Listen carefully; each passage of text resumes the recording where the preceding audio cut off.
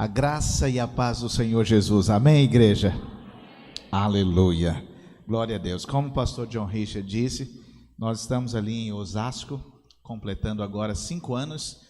E antes disso ficamos em São Paulo por 4 anos. É porque é tudo muito próximo, né? Osasco só tem 59 anos de emancipado. Era um bairro da zona oeste de São Paulo. E é uma cidade grande. E antes disso, como ele disse, já passamos por muitos outros lugares edificando a obra de Deus junto com os irmãos.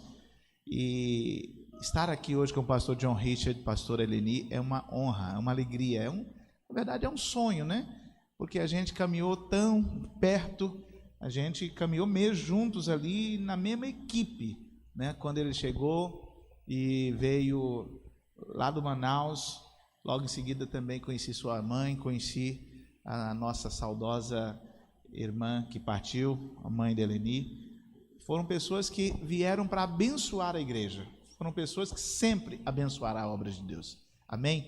E ali em Osasco nós estamos acompanhando uma supervisão e somos hoje 4 igrejas e estamos plantando uma microigreja ali, e nós somos ali um grupo, contando com as crianças também na nossa equipe, já são quase 2.000 pessoas, né? Nós somos 1.200 adultos e as crianças que caminham conosco, e estamos aí hoje, eu estou cheio de expectativa, porque estamos, em meio a tudo isso que temos vivido, estamos saindo com 2 encontros de adultos lá da nossa igreja local, né, com quase 250 pessoas para o sítio. Então é um favor muito grande da parte do Senhor, não tem nada a ver conosco, porque como os irmãos, né, nós estamos retornando assim.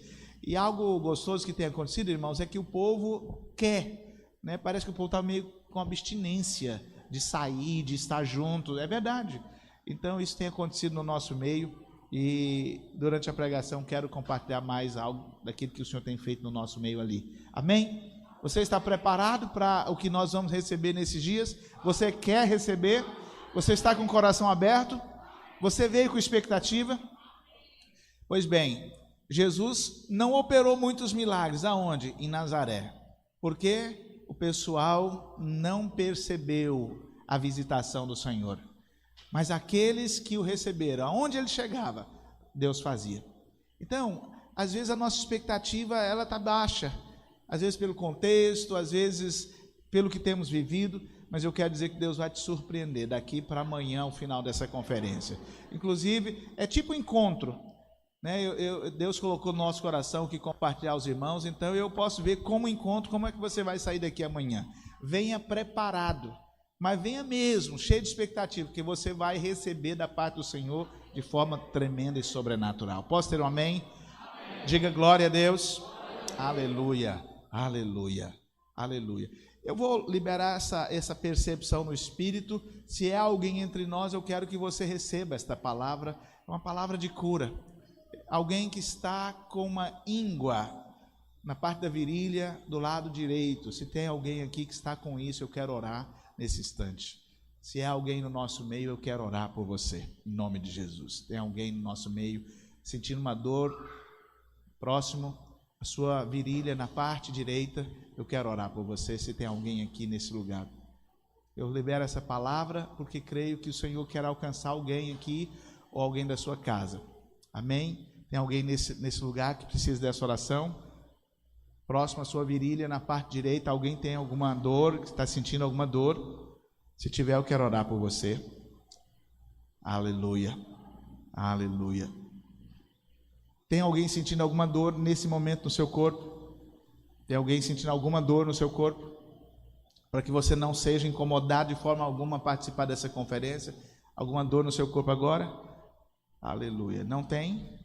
Se tivesse alguém aqui, eu quero que você entenda que o Senhor está aqui para manifestar a graça dele, o amor dele por você. Ele quer curar você completamente. Diga amém. Mas eu fico muito feliz, não tem ninguém aqui com dor, isso é precioso. Aleluia, glória a Deus, aleluia. Então amém, glória a Jesus. Eu quero compartilhar com você nesse instante. Nosso tema é uma igreja imparável. E quando o pastor John Richard disse, Tem algo no seu coração que queima a respeito desse tema, algo que possa cooperar na nossa edificação aqui? Eu falei sim. Tem uma forma de fazermos a obra de Deus. É quando nós temos o mesmo Espírito. E com o mesmo Espírito temos o mesmo coração. Quando temos o mesmo coração, temos a mesma visão. E quando temos a mesma visão, também temos a mesma mensagem. E quando temos a mesma mensagem, precisamos também ter o mesmo encargo. É sobre isso que eu quero falar nessa noite.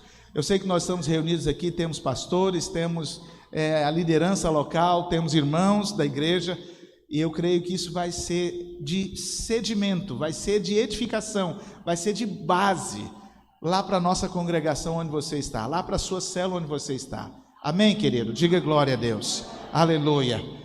Por que eu estou te falando isso? A forma de fazer a obra de Deus.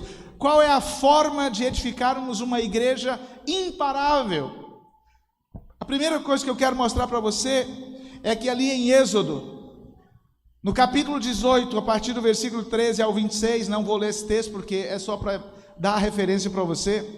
Após libertado o povo do Egito, após aquele povo ter saído lá do Egito,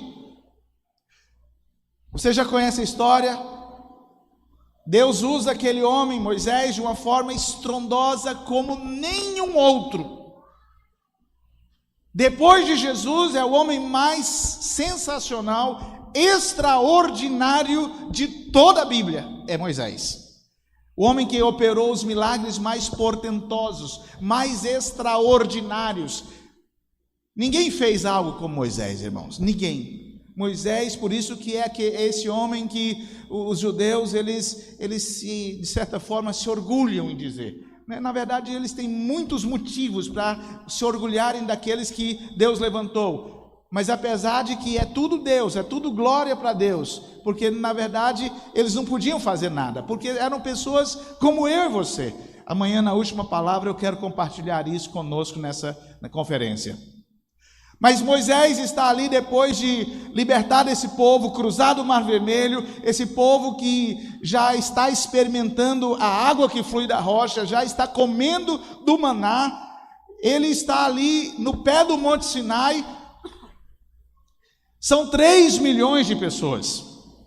E a palavra nos mostra no capítulo 18 que ele está recebendo ali, né? Pensa comigo, é importante que você entre na história. Esse povo, apesar de escravo, vivia, de certa forma, acomodado. Não que escravo tivesse conforto, mas tinha a sua rotina, tinha pelo menos um lugar onde ficar. Mas agora esse povo é nômade, esse povo se torna nômade, esse povo não tem casa. Veja bem, eles estão em um êxodo. Recém aí, né, nesses últimos 3 anos, nós temos visto um êxodo no planeta. Essas massas humanas se locomovendo, só que nunca teve, não tivemos ainda algo como Moisés, 3 milhões de pessoas.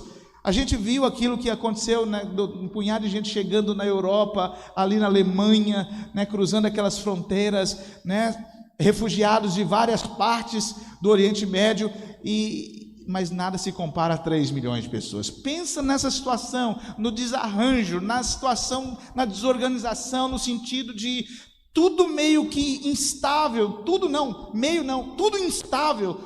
Pensa na situação, sabe, das pessoas com muitos filhos, aonde que é o banheiro, aonde que vão comer, como é que vai comer, aonde que vai cozinhar, como que vão ser as coisas. E o milagre começa a acontecer, maná caindo, tinha que fazer bolo. Imagina 3 milhões de pessoas fazendo bolo, fazendo comida, porque apesar de ser maná, ele tinha que ser cozido, não tinha como pegar e começar a comer cru. Então tinha uma vida que se tornou doméstica ali no meio do deserto, e os problemas começaram a surgir, e muitos problemas, e a palavra nos mostra que Moisés começa a resolver esses problemas. Então chegava aquele irmão que sumiu a cabra, sumiu a ovelha, sumiu a galinha, chega aquele outro que o menino está sumido no arraial, chega aquele outro que alguém furtou alguma coisa, chega aquele outro que a tenda dele está rasgada. E aí, pensa comigo na situação, na logística. Aí Moisés começa a atender esse pessoal desde a manhã, a passar pelo dia, ele sentado ali numa rocha. Não é num escritório como nós hoje, nós estamos falando do deserto, apesar de uma nuvem cobrindo, fazendo sombra, mas Moisés fica ali, vamos supor, das 8 da manhã às 18 horas, dia após dia, resolvendo esse tanto de problema, essa tanta situação. E aí, de repente, ele recebe a visita do seu sogro, né, o Jetro, né, e ele chega e começa a ver aquela situação. Moisés não tem nem tempo de comer, direto lá, aquela fila imensa, não conseguia atender todo mundo, são milhares de pessoas para atender, são picuinhas, são probleminhas, é muita coisa. E o sogro vendo aquilo, chega, toma ele de canto lá no almoço, lá quando ele consegue comer alguma coisa, fala: Moisés, você vai morrer desse jeito, amigo. Você vai morrer, eu vou ficar, minha filha vai ficar viúva, os seus filhos vão ficar órfãos de pai, você vai morrer, você não tem condições. Olha essa situação. E outra, esse povo também vai perecer. Supostamente a previsão ali eram de 6 a 8 meses até chegarem em Canaã. Essa era a ideia inicial, e até então está tudo ok para isso acontecer. Mas nós podemos ver aqui, meu irmão, que Moisés tinha algo que estava faltando. Faltava para Moisés fala comigo, equipe. Outra vez, equipe. Nós não podemos fazer nada sozinhos. A primeira coisa que eu quero mostrar para você é que a igreja, para ser igreja, ela é coletiva, ela é plural. Para estarmos edificando igreja, nós estamos edificando. A Bíblia mostra que a igreja é edifício, precisa de muitas pedras edificadas. A Bíblia mostra que a igreja é uma família, né? Eu estou pegando o meu pé do meu filho lá, porque é um bonito casal há 3 anos, mas ainda não, é uma família, precisa de filhos. A igreja é uma lavoura, e lavoura não se pode ter uma lavoura apenas com uma planta ou um pé somente, tem que ser muitas para ser lavoura. A igreja não é, a Bíblia diz que a igreja é um edifício. Para construir um edifício tem que ter muitas pedras, amém? A igreja é um corpo, tem muitos membros, então tudo na igreja nos aponta para quê? Algo coletivo. Nós não vamos muito longe se nós pensarmos em ir sozinhos, ou se nós tivermos uma mentalidade de estarmos de forma individual. Essa pandemia quis fazer o que com a igreja, principalmente? Atacar a igreja de certa forma, como? Separando, deixando o povo afastado. E de certa forma eu quero dizer para você, irmãos, você vai ter que recondicionar novamente, porque parece que você está com medo até de abraçar o irmão querido. Às vezes em casa está tudo bem, mas chega aqui, parece que já está acontecendo alguma coisa, que parece que tem por causa do protocolo. Não é verdade? Distanciamento social. Então a igreja foi muito atacada nisso, e muitos irmãos, infelizmente, gostaram da ideia, porque já estavam, inclusive, querendo isso. Infelizmente, eu estou falando de mim lá, não sei se é a sua realidade aqui. Tem irmão que, né, nós já estamos lá em São Paulo com 94% vacinados. O Senhor tem nos abençoado, né? Tem havido registro, ainda tem morrido gente, mas uma pessoa a cada 24 horas. Então, glória a Deus, porque as coisas têm acontecido. Mas ainda tem irmãos que estão esperando. E eu sei que alguns irmãos, infelizmente, não vão voltar. Não vão voltar, porque se perderam, ficaram pelo meio do caminho. Porque o corpo de Cristo é para ser uma equipe. E quando nós falamos em equipe, eu não estou falando da equipe da célula simplesmente, ou do discipulado, das funções da célula, ou dos líderes que compõem um discipulado. Não, a sua família é uma equipe. Você está me entendendo? O seu casamento é uma equipe. Lá no seu trabalho, você deve entender que você faz parte de uma equipe. Né? Se você tem alguém a mais junto com você num setor, num departamento, é uma equipe. Então nós precisamos entender, eu preciso conviver em equipe, eu preciso aprender a viver em equipe. Quantos estão comigo? Diga amém. Então equipe não se fala eu, equipe se fala nós. E quando você, agora, né, o Brasil ganhou a medalha olímpica no futebol lá em Tóquio. Você viu alguém chegando aqui dizendo que eu não lembro, eu não assisti, porque o negócio, além de quase eu não sou voltado para o esporte nesse sentido, de acompanhar, ainda era de madrugada as coisas, porque é por causa do horário. Mas você não viu aí um dos jogadores chegar lá e falar, olha, o pessoal lá ganhou. Eu era reserva, mas então o pessoal ganhou. Não, ele vai chegar aqui, teve um dos jogadores que é lá de Osasco, foi recebido com carro de bombeiro, ele estava na reserva, mas ele chegou com a medalha no pescoço e ele disse, nós ganhamos. E lá o nós, apesar de ter diminuído a quantidade dos jogadores, porque não foi muita gente na delegação, então o Brasil ganhou. Aí você fala, eu não ganhei nada, eu não fui lá. Você foi através daquele time que a seleção brasileira de futebol definiu que iria. Então aquela equipe foi nos representar. E você que é mais futebolista do que eu, você assistiu, acompanhou e você ficou lá motivado no último jogo, torcendo, né?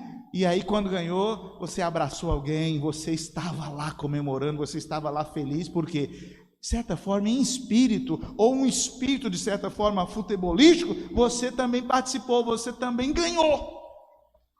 É bom ganhar ou não é? Talvez você não é tão ligado àquilo, seja lá igual o pessoal ganhou medalha no skate, ganhou nisso, ganhou naquilo, né? Foi uma boa Olimpíada para o Brasil. Aí alguns, né, que não têm o espírito de equipe, o que eles falam? Tem coisa mais importante para fazer. Acho que deveria se preocupar com outras coisas. E alguns até dizem que é um absurdo ter feito isso. Não quero falar do mérito da coisa em si, eu estou falando do espírito.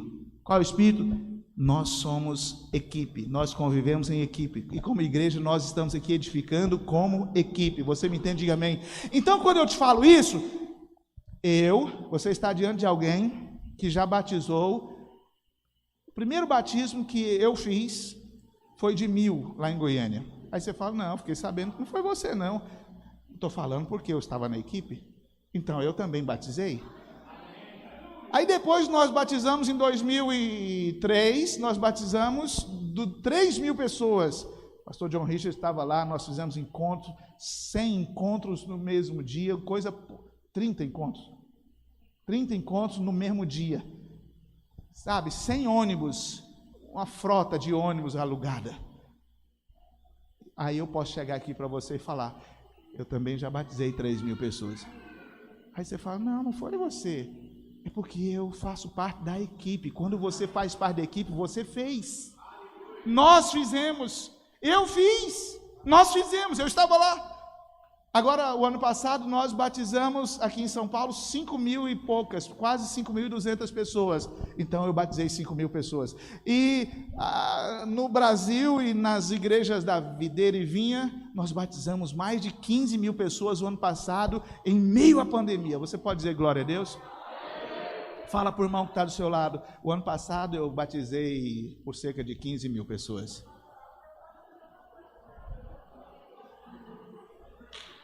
Você está entendendo? Diga amém. Eu estou falando de espírito. Você é igreja. A igreja conquistou, você conquistou. A igreja perdeu, você perdeu. É assim que funciona. Por quê? Nós somos um corpo e nós estamos edificando, irmãos, uma casa para Deus. A casa de Deus. Quem ainda não tem uma equipe, ou não está numa equipe, ainda não tem nada, não começou, porque a obra de Deus ela é feita em equipe, e por uma equipe. Uma igreja imparável, é uma igreja que entendeu que é uma equipe, porque ninguém conquista nada sozinho. Eu poderia batizar, eu estou aqui, mas eu estou fazendo um encontro para 250 pessoas. Eu estou aqui, mas eu faço parte de uma equipe. Eu estava olhando aqui pelas câmeras nossas lá do nosso sistema de monitoramento, está o maior mover de Deus, e eu estou aqui na expectativa. E o pessoal está lá, eu estou aqui. Eu vou sair daqui, vou chegar lá no domingo para pregar na parte da manhã ali com os irmãos, cheio de expectativa. No final desse mês, estava compartilhando com o pastor John Richard, nós também queremos levar 250 convidados jovens e 250 na equipe. E nós vamos fazer isso porque o pessoal está assim, como diz o goiano, cuspindo marimbondo. Está assim, vamos para cima. Eu posso fazer isso sozinho? Não. Você pode multiplicar suas células sozinho? Não. Você pode realmente atingir o estado do Espírito Santo sozinho? Você pode atingir lá em Colatina, lá em Aracruz? Não, esse aí. Não, Guarapari, esse nome aqui que está na minha cabeça desde, mas eu estava, o que é mesmo? É Gurupi? Não, Guarapari. Guarapari. É um dos lugares mais conhecidos do estado, né? E eu esqueci. Você pode impactar aquele lugar lá sozinho? Não. Você só vai fazer alguma coisa se você entender que nós somos uma equipe. E uma equipe precisa romper e avançar. Eu quero te mostrar aqui 5 princípios. Quantos? 5. Eu tenho nesses dias, na verdade é um ensino que eu quero passar para os irmãos, para eles participarem do culto, principalmente por causa da máscara. Às vezes os irmãos ainda ficam constrangidos, porque tem que ficar de máscara, e às vezes quando alguém esquece, ainda tem uns irmãos lá na minha congregação que chegam e falam, irmão, põe a máscara. Eu falo amém, faz do jeito que a sua fé mandar aí, graças a Deus, todo mundo da minha congregação já está vacinado com as 2 doses, graças a Deus. Aí eu estou estimulando eles a participarem do culto comigo. Quando eles gostarem de alguma coisa que Deus falou com eles, eles vão bater palma. Então eu estou meio acostumado com eles lá, vocês vão ter que me ajudar aqui, porque senão eu fico assim meio... Então se Deus falar alguma coisa no seu coração, você começa a bater palma e o irmão do lado fica constrangido para você não bater palma sozinho, você vai bater junto com ele. Então o negócio fica meio complicado, porque o irmão lá atrás, Deus está falando uma coisa, ele puxa a palma, aí o outro aqui fala, vou ter que bater palma com ele também. Então é um negócio, não é só ele que vai ficar sozinho na história, você vai glorificar a Deus também, junto com o irmão. Quantos estão comigo, diga amém?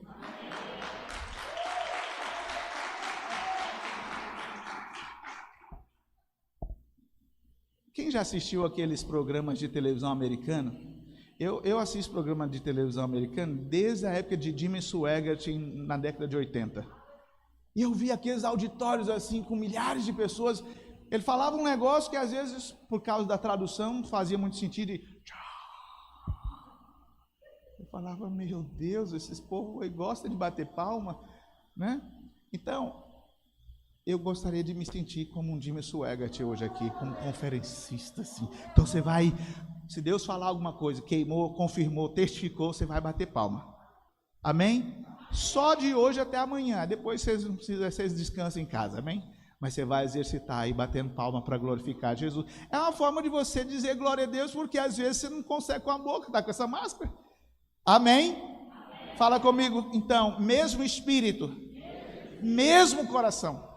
Outra vez, mesmo espírito, mesmo coração. Irmãos, não é um trocadilho. Você pode estar envolvido fazendo uma obra para Deus e não estar fazendo a obra de Deus. Não é um trocadilho que eu estou fazendo com você. Você pode estar envolvido em tudo. Nos kids, você pode estar envolvido nos adolescentes, nos juvenis, nos jovens, nos adultos, na célula, no discipulado, no trilho vencedor.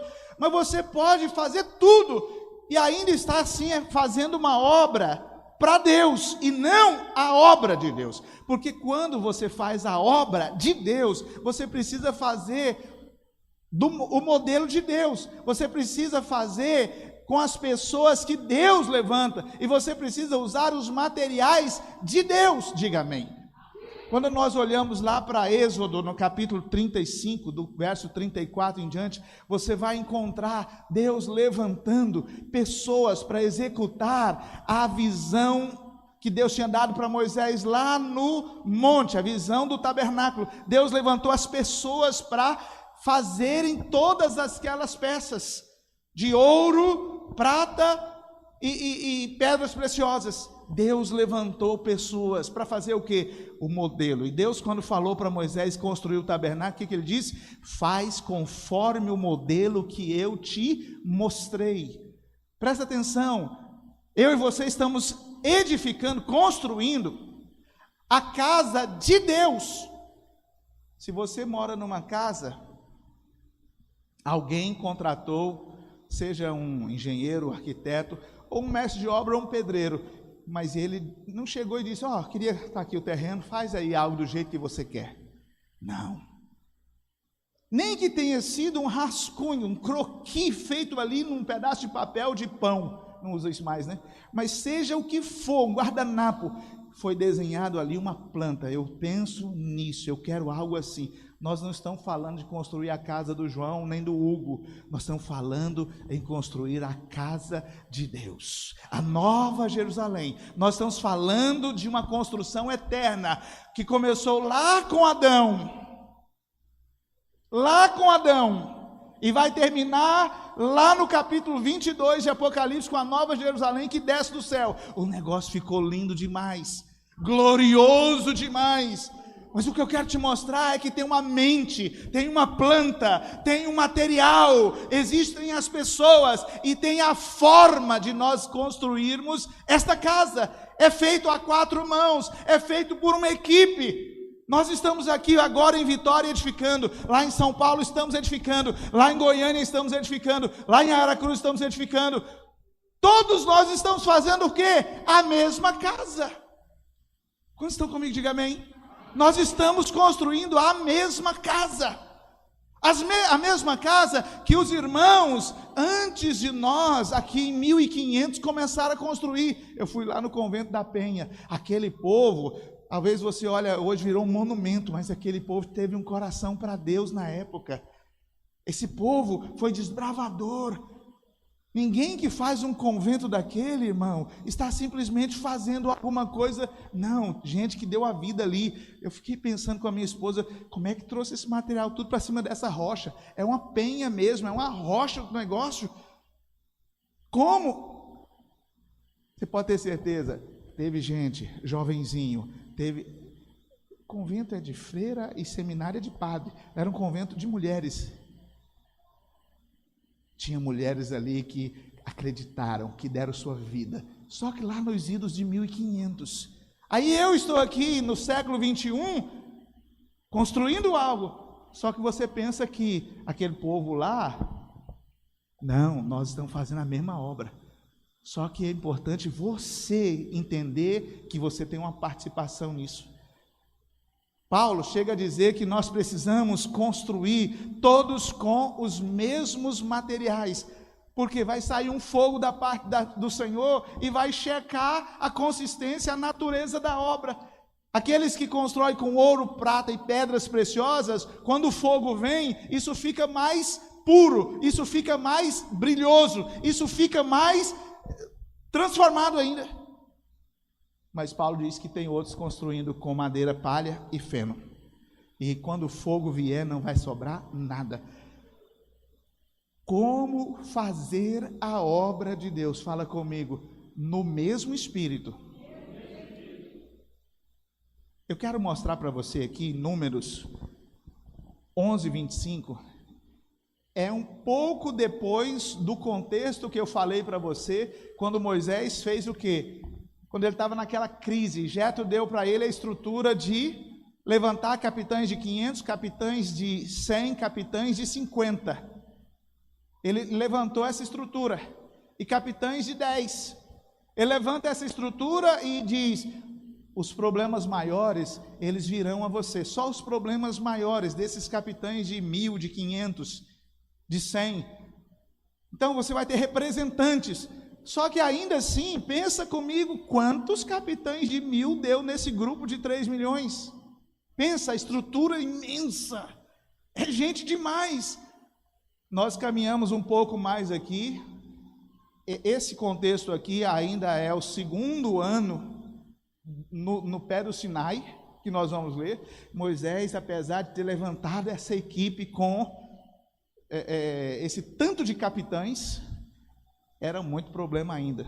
São 3 milhões de pessoas. 3 milhões de pessoas é todo o estado do Espírito Santo. É todo o estado do Espírito Santo, reunindo com Moisés, trazendo os problemas a Moisés. Moisés estava esgotado. Espera aí, não resolveu, pastor? O que Deus traz para Moisés? Porque até então Moisés está no topo da pirâmide. Até então Moisés tem os capitães ali de 10, de 50, de 100, de 500 e de 1000, e ele está aqui em cima, pressionado. Com quem eu compartilho? Eu estou com uma situação lá com Zípora, que é a mulher dele, e agora estou com quem que eu falo? Não tem quem procurar. Não tem como eu falar com Arão, não tem como eu falar com Josué, não tem. Com quem que eu falo? Eu tenho um problema lá com sei aonde, com Beltrano, com Cicrano, com quem que eu vou consultar? Não tinha. Nesse momento Deus vai trazer saída, resolver o problema de Moisés. O que acontece aqui em Números 11, 25? Pega aí comigo, por favor. Deus vai levantar um conselho de anciãos. Deus vai levantar agora uma equipe. E o que Deus vai fazer com essa equipe? Verso 25. Então o Senhor desceu na nuvem e lhe falou, e tirando do espírito que estava sobre ele, o pôs sobre aqueles 70 anciãos. E quando o espírito repousou sobre eles, profetizaram. E nunca mais profetizaram. O que Deus fez? Deus tirou do espírito que estava sobre Moisés e colocou nos anciãos. E eles começaram a profetizar como Moisés, porque eles receberam do mesmo Espírito. Aí você fala, pastor, esse mesmo Espírito aí é o mesmo Espírito Santo? Também, mas é o mesmo Espírito quando se fala a mesma coisa, é o mesmo parecer, sabe? É aquilo que Paulo chega a dizer lá na primeira carta aos Coríntios, capítulo 1, versículo 10. Irmãos, tenham o mesmo parecer, tenham o mesmo querer, tenham a mesma vontade, tenham o mesmo Espírito. Nós vamos fazer uma conferência? Vamos! Estamos juntos. Nós vamos, esse ano lá na nossa equipe, em toda São Paulo, a ênfase foi multiplicação de células. Então nós vamos multiplicar cada célula. Todo mundo fala a mesma coisa. Nós vamos multiplicar as células. Nós vamos multiplicar cada célula. Eu fiz lá nós fazemos 2 jejuns de 40 horas. Um no último final de semana de janeiro e o outro no último final de semana de julho. E agora no último final de semana de julho nós fizemos um banner e colocamos todas as células kids e juvenis num banner e pusemos uma foto do líder e um espaçozinho do lado que era para colocar a foto do líder em treinamento. Então gerou crise em todo mundo. Quem tinha o líder em treinamento tinha a foto do seu líder em treinamento do lado dele. E assim fizemos com os adultos e jovens e com os kids e juvenis. E aí nós passamos a orar em todo culto e pedimos para os irmãos, nós vamos orar em toda reunião de célula, todo culto, vamos orar e vamos pedir, Pai, manda trabalhadores, manda trabalhadores, manda trabalhadores. E isso começou a pegar e todo mundo está no mesmo espírito. Nós queremos a mesma coisa. Quantos estão comigo? Diga amém. Diga glória a Deus. Nós somos uma equipe. Se nós queremos ser uma igreja imparável, nós precisamos estar todos com o mesmo Espírito, no mesmo Espírito. Mas não basta estar no mesmo Espírito, tem que também ter o mesmo coração. O que acontece de repente? Chega alguém dizendo para Moisés que tinha aqui no arraial, tinha 2 homens, Eldade e Medade. Eles estão profetizando. Eles deveriam ter estado entre esses anciãos, mas eles não foram na reunião. Mas o Espírito Santo estava agindo na vida deles também. Só que de repente Josué fica sabendo que enquanto eles estão ali, eles estão profetizando, como diz uma palavra antiga, alhures, lá onde estavam.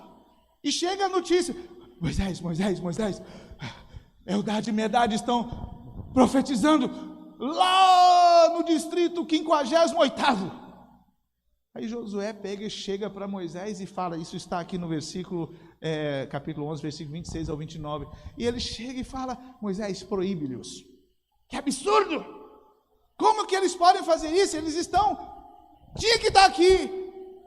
Eles nem vieram para o culto, não vieram para a conferência.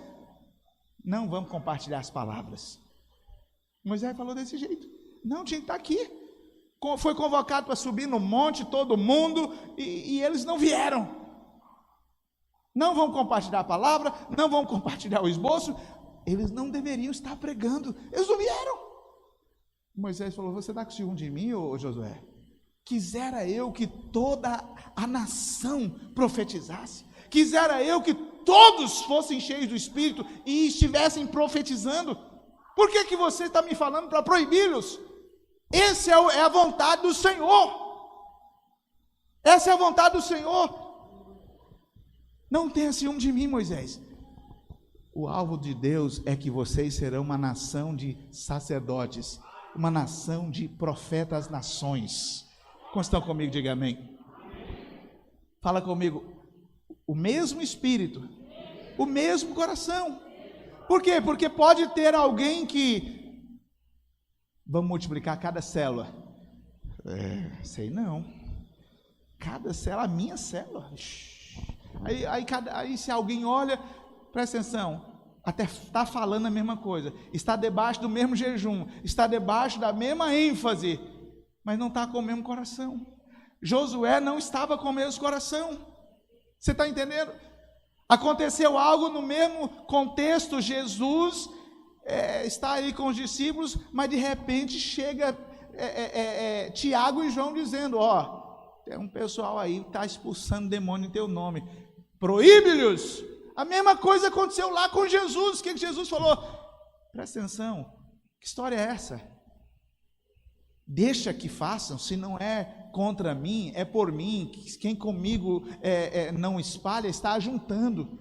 Então deixa eles pregar, deixa eles expulsar demônio. A mesma situação aconteceu lá no Novo Testamento, porque também Tiago e João não estavam com o mesmo coração. Jesus, proíbe-lhe.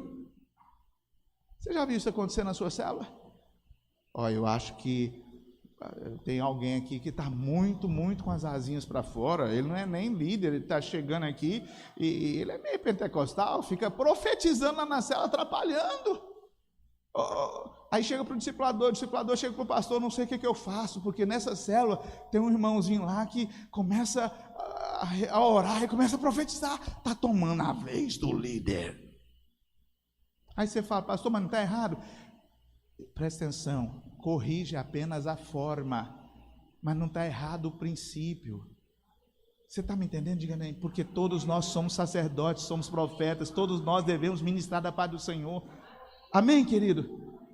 Mesmo Espírito, mesmo coração. Diga amém. Mas além de mesmo Espírito, mesmo coração, nós precisamos ainda ter o mesmo coração e a mesma visão. A mesma visão. Diga aleluia. A mesma visão.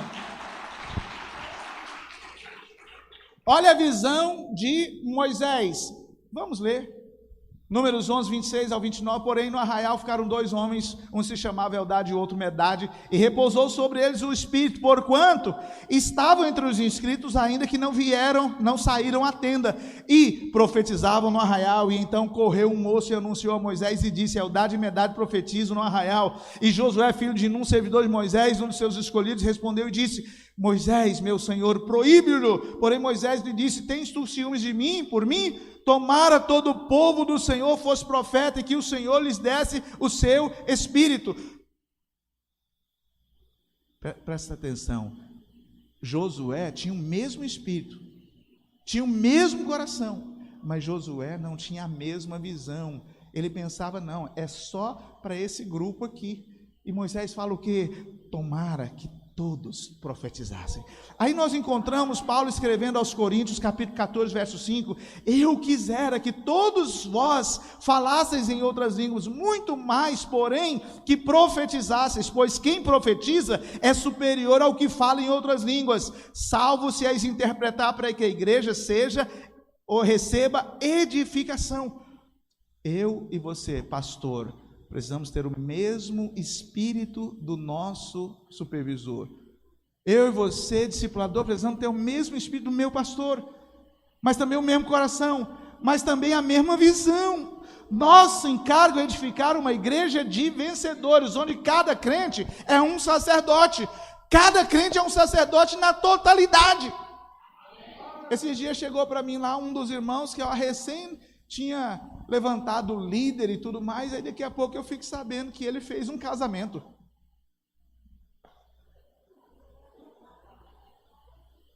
Você fez um casamento? Pois é, pastor, foi bom, viu? Você precisa de ver. Os irmãos que foram no encontro aí, então, uns parentes meus lá, então, eles veem um testemunho na minha vida. Na verdade, ele recém tinha casado depois de um longo período que a gente vinha trabalhando para ele se casar, o José Gomes. Aí ele chega lá e, pois é, pastor, fiz um casamento ontem. E até me mostrou foto. Na hora veio, quem faz casamento na igreja? Foi definido pelo conselho apostólico. Quem faz casamento na igreja? Pastor. Algum tempo atrás nós tivemos uma onda, né? E Deus tem cada vez alargado a gente, porque essa conferência Born Again, o alvo era realmente de toda a célula fazer evento, e agora no batismo, essa célula batizar o povo. Né? Vai ser um grande mover de Deus, e outra vez vamos ter um grande batismo mundial. Mas, pastor, fulano aceitou Jesus e queria batizar lá na conferência Born Again. Eu já batizei ele. Como assim, irmão? Você já batizou? Peraí. O batismo é ainda 20 de novembro. Como é que você já batizou? Ah, pastor, é porque a pessoa queria tanto, e outra, ela tinha que viajar. Ela não ia estar aqui. E ela estava tão cheia, tão desejosa, e ela pediu para ser batizada. Eu batizei. Quem era esse irmão? Nem líder de célula. Peraí, irmão, mas como é que você faz um negócio desse? Quem é o seu líder? Aí na cabeça minha e sua, nós queremos fazer o quê? Só que eu quero te dizer, você tem pregado e ensinado que cada crente é um sacerdote, é um ministro. Como é que ele está profetizando? Como é que você está batizando? Como é que você fez esse casamento? Presta atenção, nós vamos alinhar essas coisas e vamos organizar. Mas ele entendeu a visão mais do que eu e você.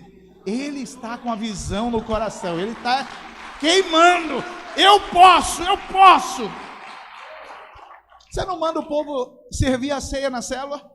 Você não fala para o povo consolidar os irmãos lá, novos convertidos, os primeiros passos da fé cristã? Você não acredita que eles devem expulsar demônios? Você não acredita e confia que eles estão edificando a igreja semanalmente com você? Só que determinadas coisas travam aqui na nossa cabeça. Pera. Ou nós acreditamos que todo crente é um sacerdote, sabe, de forma legítima e ampla, ou nós vamos ficar só com algumas coisas convenientes. Fala comigo. Nosso encargo é edificar uma igreja de vencedores, onde cada crente é um sacerdote. Pronto. Nesses dias, cada vez mais, Deus está quebrando paradigmas no nosso meio. Fizemos um jejum, já é o terceiro ou quarto que fazemos, ceando todos os dias. E o paradigma agora, ali em São Paulo, nós fazendo a ceia, o pastor Wilson fazendo a live, e dizia, se você está sozinho, me acompanhando, eu vou cear com você. Eu ceio aqui e você sozinho aí onde você está. Nós vamos cear junto. Peraí, meu Deus do céu. Isso é doutrinário. Nós temos que levar para o concílio. Nós temos que levar para o presbitério. Como assim? Ele está sozinho. Ele vai comungar com quem? Sendo que o pastor está em uma live lá não sei aonde. Então, nós estamos em novos tempos. Nós temos que avançar com a nossa visão. Fala comigo, mesmo espírito, mesmo coração. Diga mesmo coração, mesma visão. Diga amém, diga glória a Deus. Paulo escreve aos Coríntios, no capítulo 12, verso 1, ele diz a respeito dos dons espirituais, irmãos, eu não quero que sejais ignorantes. Eu não quero que vocês sejam ignorantes, é para todos fluírem. Todos!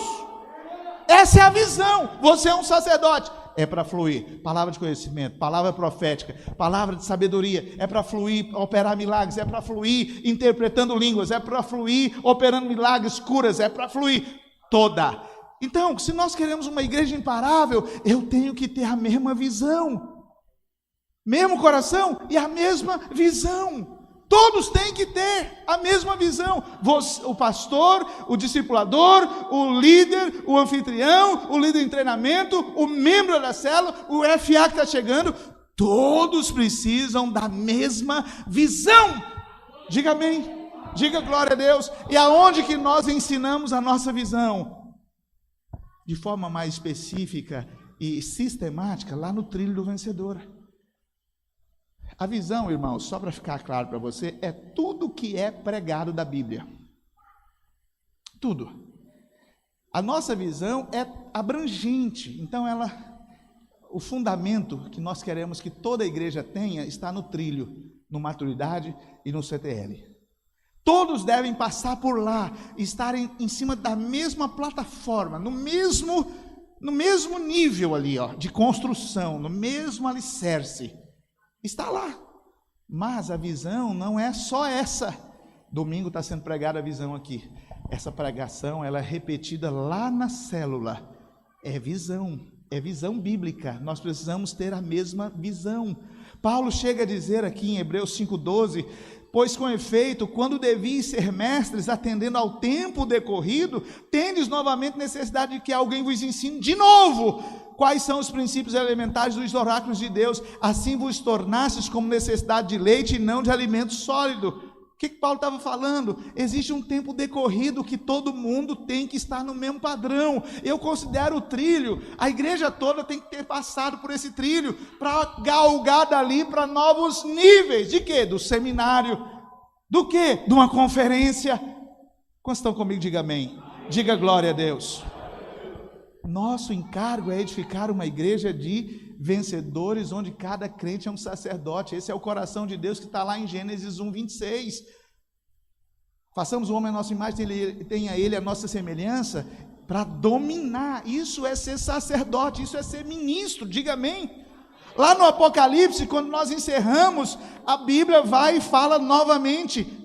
Apocalipse 22, verso 5, então já não haverá noite, nem precisam eles de luz, de candeia, nem da luz do sol, porque o Senhor Deus brilhará sobre eles, e reinarão pelos séculos dos séculos. Lá em Gênesis 1:26, o Senhor está dizendo que é para eles reinarem, para eles dominarem. Lá em Apocalipse, fechando a Bíblia, Deus ainda está com o mesmo propósito, é para reinar. É para reinar em vida abundante, hoje, nesses dias. Esta é a visão. É isso que eu preciso ter claro. É isso que eu preciso ensinar e destravar. Diga amém. Diga glória a Deus. Pedro andando com Jesus já há 3 anos e meio. Jesus está aqui decidindo e já está saindo ali da Galileia, e ele está indo para a Judéia, ou seja, ele está indo lá para Jerusalém. Olha o que diz o versículo de Marcos 8:33.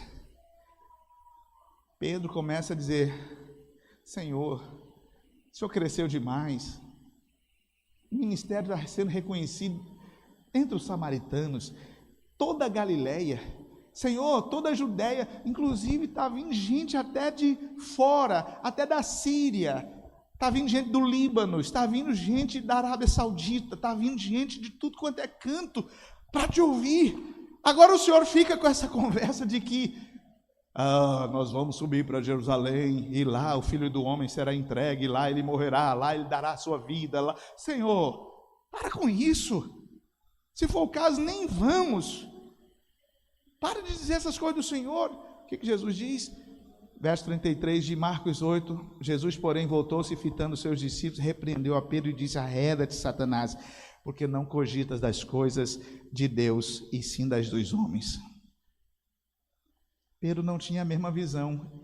Ele não tinha entendido o propósito da vinda de Jesus. Ele não sabia ainda a clareza do que estava edificando. Por isso que eu quero mostrar para você que nós estamos edificando uma igreja imparável.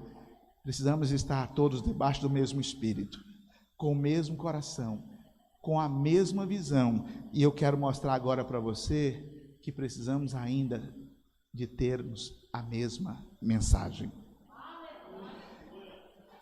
Fala comigo. Mesmo Espírito, mesmo coração.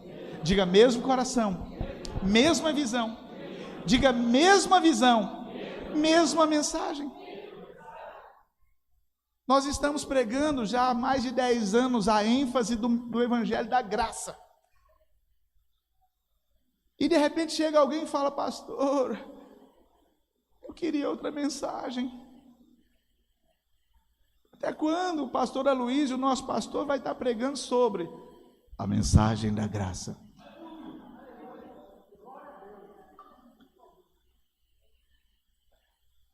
Até quando? Deixa eu te falar, esta é a mensagem.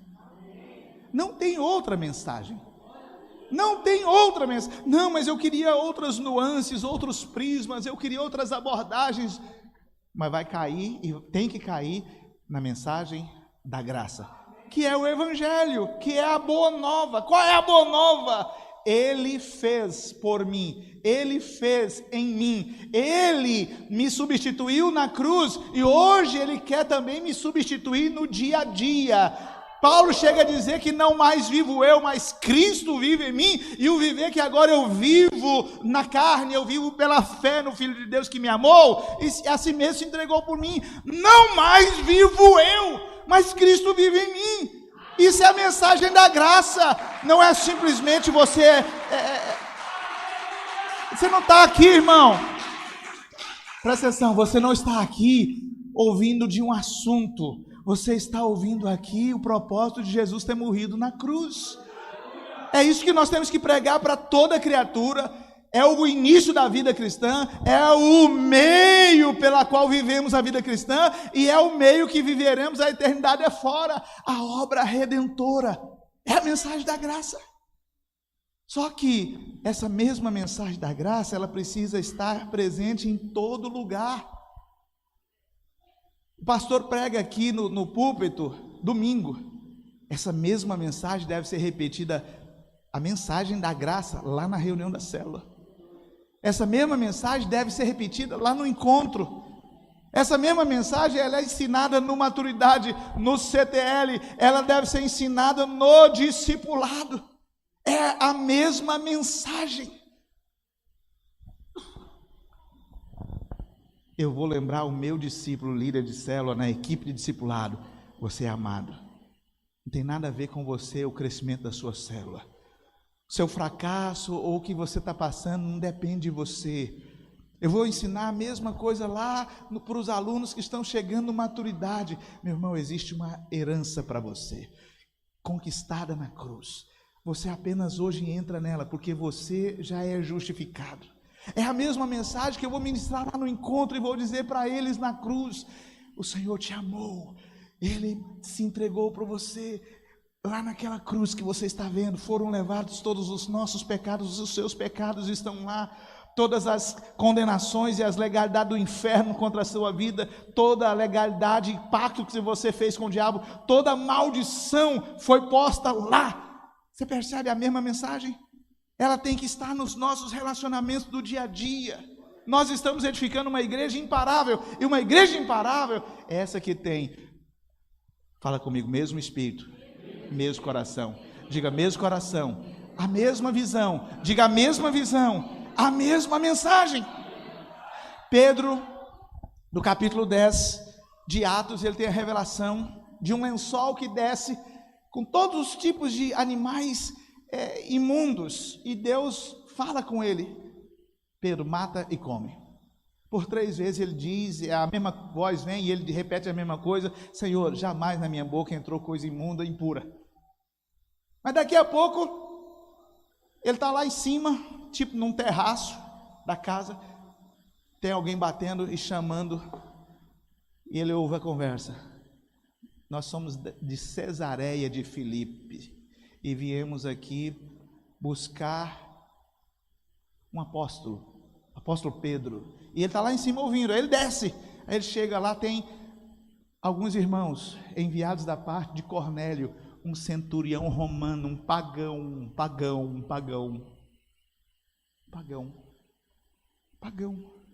Ele era adorador, sabe, de outra coisa. Ele era bárbaro, ele não bárbaro no sentido dos vikings, mas ele era bárbaro pagão. Talvez ele cresce que o imperador fosse um deus, ou o sol fosse Deus. Só que ele fazia oração, buscando a Deus. Ele entregava esmolas, servindo a Deus. Mas ele não era judeu, ele não conhecia a lei de Moisés. Mas a Bíblia diz que suas orações foram ouvidas e as suas esmolas também foram conhecidas diante de Deus. E esse homem chega ali, e Pedro chega na casa desse homem, prega o evangelho. Quando ele está pregando, quando ele está falando do evangelho, da mensagem da graça, Deus tinha preparado ele para que caísse por terra dos olhos e da crença dele, sabe? Porque ele é o primeiro a pregar agora fora, entrar na casa de um não judeu. Isso era uma quase blasfêmia. E ele está ali na casa de um capitão romano, casa luxuosa, que tanto de gente lá, talvez, sabe, com costumes totalmente diferentes, comida diferente, um banquete diferente. Pedro, um pescador galileu, legalista, guardava a lei de Moisés, mas Deus tinha preparado para ele. E quando ele chega lá, ele começa a entender do que se tratava. Então é isso aqui, são os animais quadrúpedes, tudo é isso então, Senhor, os impuros. E ele começa a pregar. Pregar o que? Jesus. Começa a pregar a graça, começa a pregar o amor de Deus através de Jesus. E de repente ele está pregando, o Espírito Santo começa a batizar. Começa uma irmã lá no fundo a falar em línguas. Começa o outro ali a profetizar. Começa o outro ali a interpretar. Talvez fosse uma família grande, né? Ele tem muitos servos, estão todos reunidos. E de repente o Espírito Santo começou a cair, fluir na vida de todo mundo. E a reunião não teve como continuar. Aí Pedro fala, meu Deus do céu, são pagãos. E agora? O que ele faz? Batiza-os. Batiza toda a casa. Todo mundo recebe o Espírito e é batizado nas águas. Passaram-se, veja bem, 25 anos. Lá está Pedro em Antioquia, junto com o nosso amado irmão Paulo. Pedro estava lá numa comunhão apostólica. Não era nem a área dele, não era nem a supervisão dele, não, ele estava ali, talvez ele tivesse ido cooperar ali numa conferência. John Richard é Paulo e Hugo é Pedro,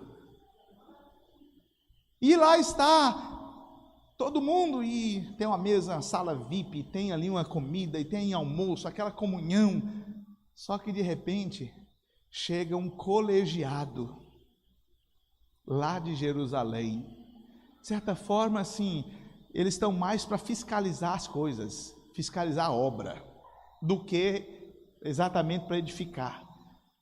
E Pedro, que estava naquela liberdade desde sexta-feira, quando foi mais ou menos domingo, estava na bênção, participando, comendo de tudo que estava na mesa, mas de repente, quando chegam os irmãos de Jerusalém, o que Pedro faz?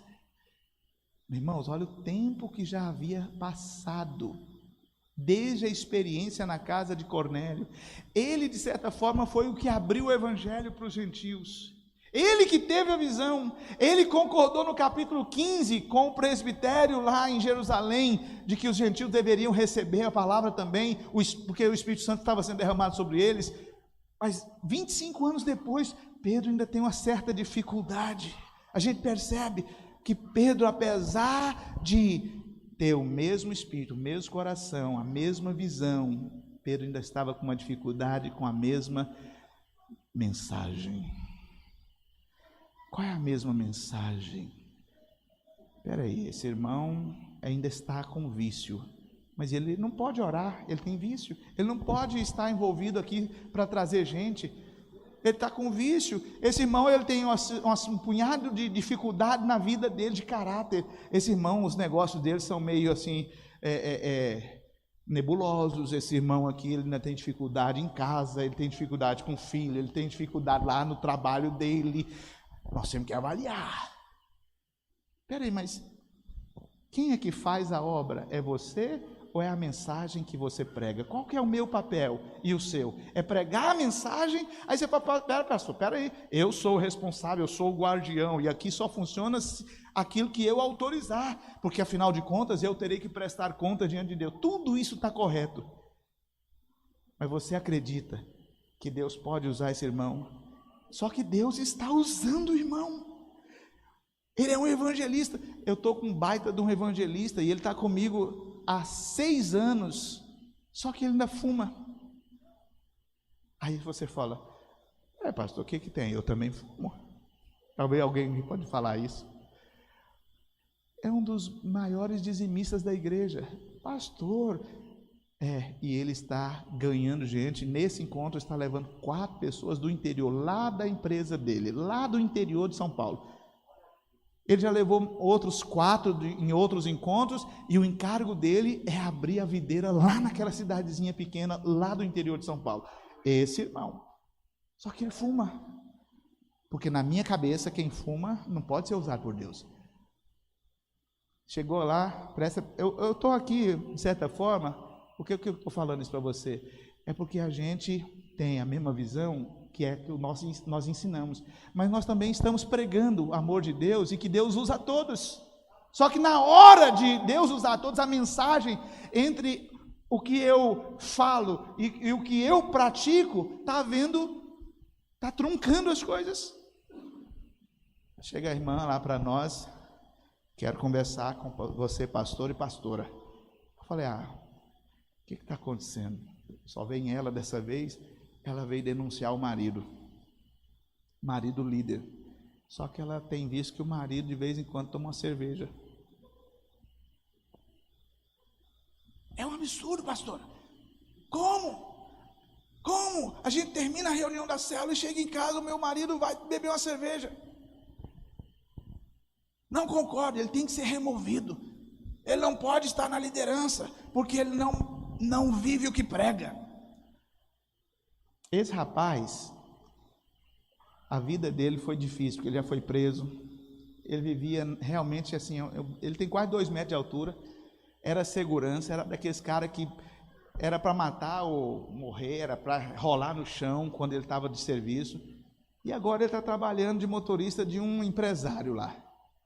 Aí você fala, pastor, mas e aí, como é que faz? Como é que fica? Lá na sua congregação, vale de tudo? Eu fiquei sabendo que ele bebe cerveja. Mas e aquele irmão que às vezes está envolvido com pornografia que eu não sei?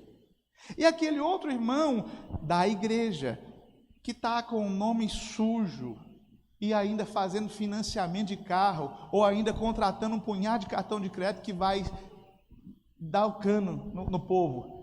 Só que eu não sei. Aí você fala, pastor, mas isso não causa escândalo? Tá. Sabe quem ficou escandalizado? A esposa. Com o marido. Que ela viu uma obra poderosa de libertação da vida dele, de demônios, que ele ficou possesso quando foi para o encontro. Tem sido liberto.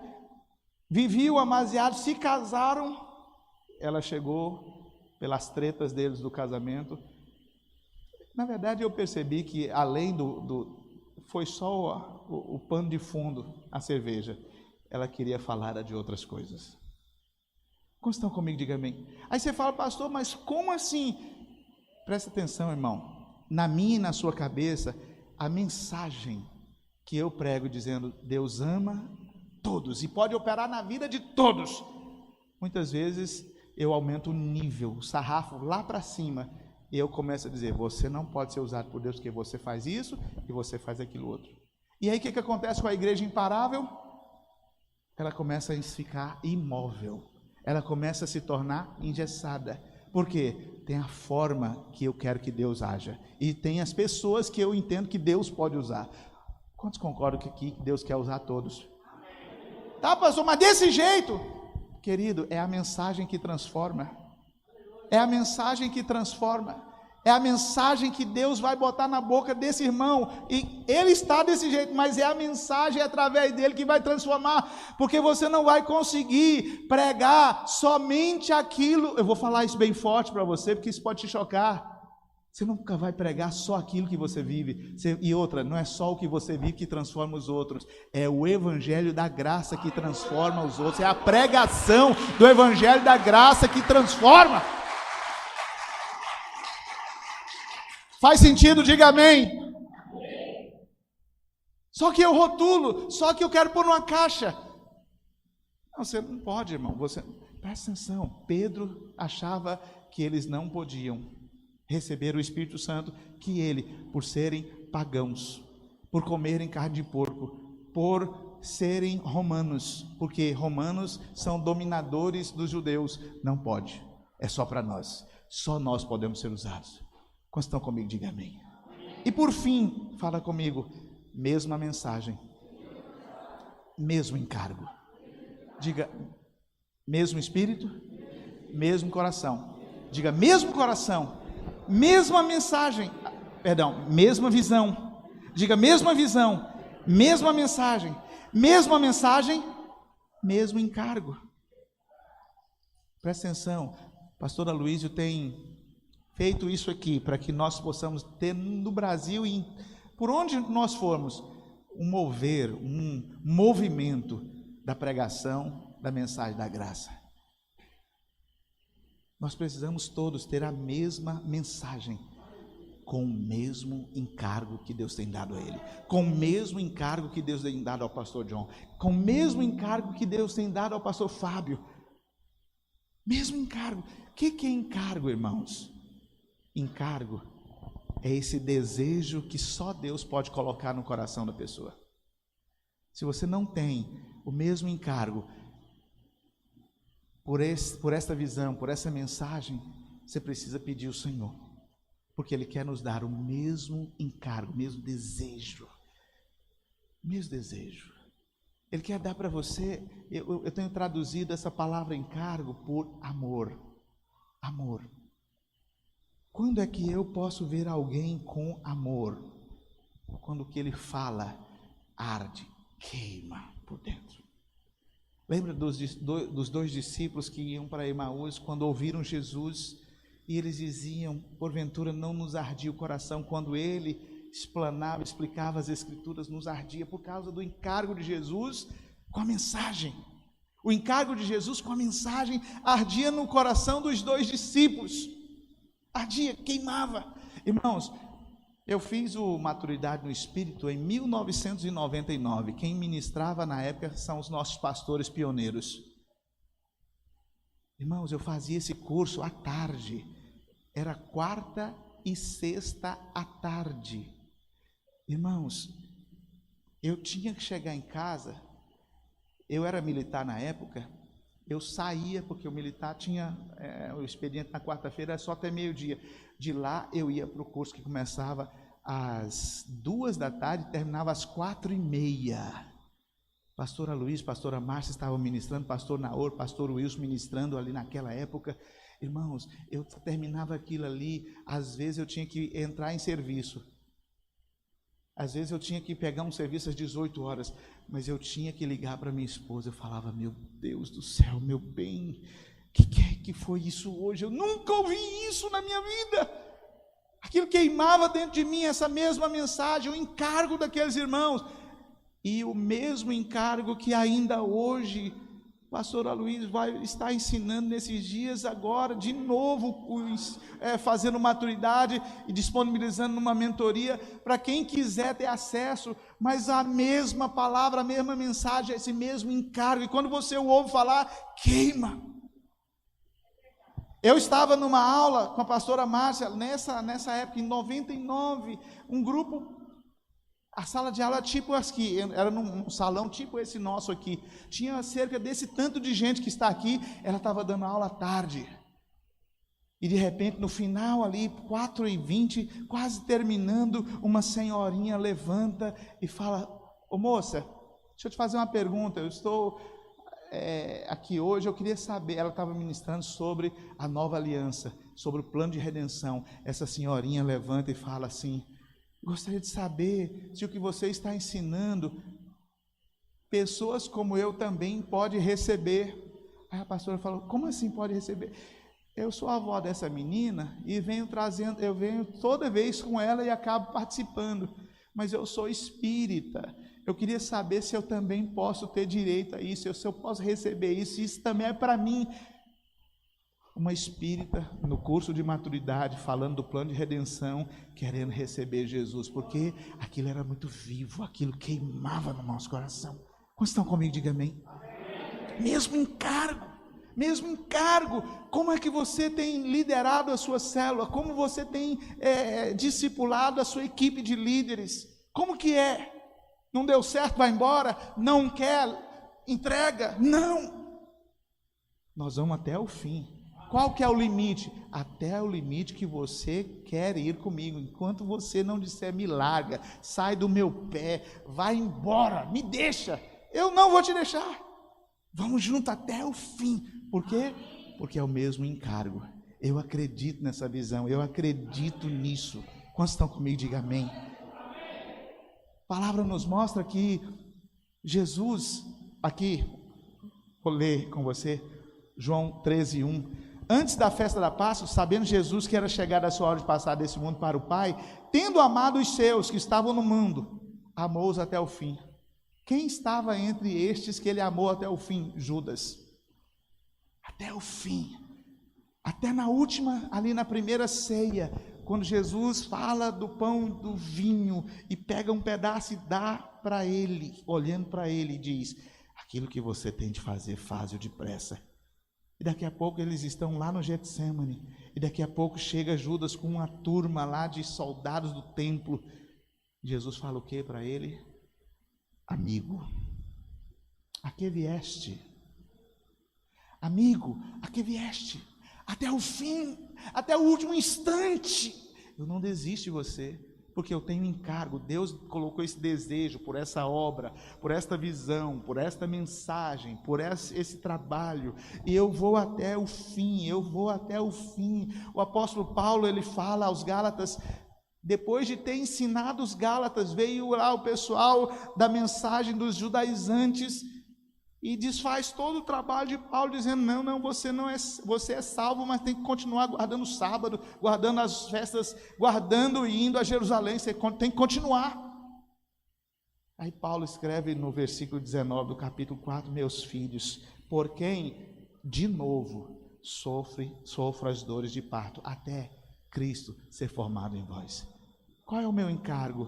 Por aquela ovelhinha que está com mau cheiro. Às vezes o mau cheiro é a mentalidade de pobreza, é o vício que está ainda agindo na vida dele, é aquela fraqueza. Eu te pergunto, nós vamos até onde com ele? Paulo está ensinando, a carta aos Gálatas é escrita depois dele ter edificado a igreja, estado lá edificando, e agora ele tem que fazer tudo de novo. Eu sofro de novo as dores de parto até Cristo ser gerado em vós. Vou atrás daquele irmão. Nessa noite, como que estão suas ovelhas? Quais delas estão perdidas e quais delas a gente deixou? Qual é o nosso encargo? Porque o de Jesus era até o fim. De Paulo era de novo, até Cristo ser gerado em vós. De Jesus, através da parábola das ovelhas, deixa as 99 e vai atrás da uma que se perdeu, até encontrá-la. E tendo encontrado, põe nos ombros e traz de volta. E quando chega em casa, faz uma festa. Esse encargo. A igreja imparável tem esse encargo, mas todos. Então eu estou aqui para dizer para você, esta é a forma de fazermos a obra de Deus. Amém, querido? Amém. Não é do meu jeito. Tem uma forma. Fala comigo. Com o mesmo espírito, com o mesmo coração. Diga, com o mesmo coração, com a mesma visão. Diga, a mesma visão, a mesma mensagem. Diga, a mesma mensagem, o mesmo encargo. Não tem quem para a sua célula, não tem quem para seu discipulado, não tem quem para a sua congregação local, não tem quem para a Vinha Espírito Santo, não tem quem para você, porque eu fui conquistado por isso. Eu não apenas tenho isso, isso me tem, é isso que eu sou. Estou andando com o Senhor, irmãos, quase 40 anos, me converti aos 13 anos de idade. Desde 99 eu estou aqui com os irmãos. Eu me converti na Quadrangular, igreja poderosa, mas teve um dia que Deus me trouxe para cá. John Richard a gente anda junto, já vai para 20 anos. É a mesma coisa, mesmo espírito, mesmo coração, mesma visão, mesma mensagem, mesmo encargo. Alguém chegou para mim perguntando: pastor, como você se vê? Alguém me perguntou, acho, não sei se foi numa live, não sei no que. Como você se vê na velhice? Do mesmo jeito, fazendo a mesma coisa. Alguém me perguntou: como que você se vê? Como que você gostaria de morrer? Aqui em cima, pregando essa palavra. Do mesmo jeito, edificando você. E indo atrás e ouvindo as minhas ovelhas. O John Richard falou que eu sou pastor. Eu posso ficar 2, 3 horas conversando com o mesmo irmão, até destravar a cabeça dele naqueles enganos, sofismos que ele está ali preso na fortaleza. Está comigo? Por quê? Porque é isso que Jesus fez, é isso que Paulo fez, é isso que uma igreja imparável faz. Quero te pedir para ficar em pé comigo, por favor. Diga glória a Deus. Muitos estão fazendo obra para Deus, mas eu quero desafiar você a fazer a obra de Deus. A obra de Deus tem a forma de Deus, tem o material de Deus e as pessoas que Deus levanta. E eu acredito que você tem sido levantado por Deus para esta obra. Amém, queridos? Diga glória a Deus. Nós somos uma equipe, nós somos um corpo, nós somos um exército, nós somos uma família. Tem que estar em todos. Mesmo espírito, mesmo coração, mesma visão, mesma mensagem e o mesmo encargo. Quero que você se junte aí ao seu cônjuge ou alguém que você tem confiança de orar com ele agora. Eu quero que você faça algo agora que se compromete. Inclusive eu vou fazer um desafio para você ainda nesta reunião. Nós somos uma equipe, amém? Nós somos uma equipe. Nós somos um só povo. Um só povo. Você está ligado pelo mesmo Espírito a toda essa irmandade chamada Vinha e Videira. Deixa eu te fazer um desafio. Você não vai agora só orar com o irmão, você vai orar pelo irmão. O que Deus falou no seu coração? Você vai ministrar o coração dele. Ora por ele, mas deixa ele ouvir sua voz. Não é orar com, é orar por. Então ora por ele agora. Por isso que eu pedi, fique em 2. Ore por ele, deixa ele ouvir sua voz. Depois você recebe a oração dele ouvindo a voz dele, para nós sermos mais efetivos nessa noite, amém? Ora por ele, ora com ele e por ele agora. Ora por ele, ministra ao coração dele aquilo que o Senhor está falando ao seu coração, aquilo que você está se posicionando, aquilo que você quer nesses dias como equipe conquistar nesses dias. Aleluia, aleluia, aleluia, aleluia, aleluia, aleluia, aleluia, aleluia, aleluia.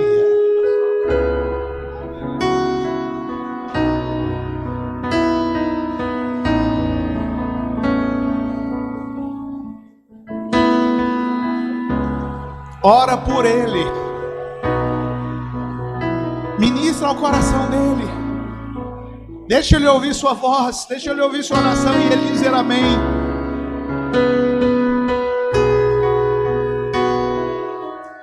Aleluia, aleluia, aleluia. Agora você ora, você recebeu a oração, agora você ora pelo irmão. É o seu momento de retribuir a oração. Ora agora pelo seu irmão. Ministra sobre ele. O que Deus ministrou ao seu coração? Para onde nós estamos indo nesses dias? Para onde vai a sua célula nesses dias?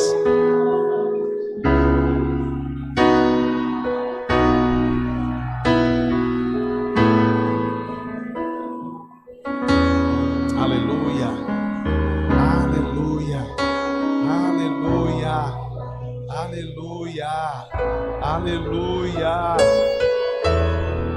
Aleluia. Uma igreja imparável. Ela tem o mesmo espírito, o mesmo coração. Lá na sua célula, o mesmo coração e a mesma visão. A mesma visão e a mesma mensagem. A mesma mensagem e o mesmo encargo. E isso está sobre você. Desde o pastor John Richard, o nosso supervisor do estado, para você. A unção desce desde a cabeça, pela barba e vai para todas as partes do corpo. Está sobre você. Você está debaixo dessa mesma unção. Aleluia, aleluia, aleluia, aleluia, aleluia, aleluia, aleluia. Amém. Olha aqui para mim. Eu quero pedir você agora, antes de sair daquela porta, antes de nós encerrarmos tudo aqui, eu quero desafiar você a pegar o seu WhatsApp e passar uma mensagem para alguém da sua equipe, quem o Espírito Santo está colocando no seu coração agora, seja seu líder ou alguém que anda com você. Eu quero que você diga algo para ele do que Deus falou com você nessa noite. Nós somos uma equipe, nós temos o mesmo espírito, o mesmo coração, a mesma visão, a mesma mensagem e o mesmo encargo. Eu te abençoo em nome de Jesus. Amém? Quantos topam o desafio? Deixa eu ver de novo. Quantos topam o desafio? Você vai pegar o seu celular e passar uma mensagem de áudio para alguém que você quer nessa hora se vincular a essa pessoa. Até amanhã em nome de Jesus.